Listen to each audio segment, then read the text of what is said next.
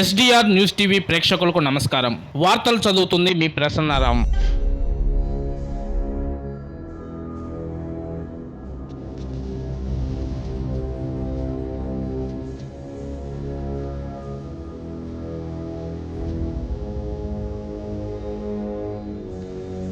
ఉమ్మడి ప్రకాశం జిల్లాలో పల్లె రాజకీయం జోరందుకోనుంది. స్థానిక సంస్థల ఎన్నికలను ప్రభుత్వం 3 నెలల ముందే నిర్వహించేందుకు సిద్ధమవుతుండటంతో జనవరిలోనే పల్లెపోరు జరిగే ఛాన్స్ ఉంది. జిల్లాలో మొత్తం 730 గ్రామ పంచాయతీలు, సర్పంచుల స్థానాలు ఉన్నాయి. 56 జెడ్పీటీసీ స్థానాలతో పాటు ఎంపీటీసీలు. ఈ నేపథ్యంలో ఒంగోలు, కనిగిరి, పొదిలి, దర్శి, మార్కాపురం, అద్దంకి, చీరాల, కందుకూరు తదితర పురపాలక సంస్థలకు ఎన్నికలు జరగనున్నాయి.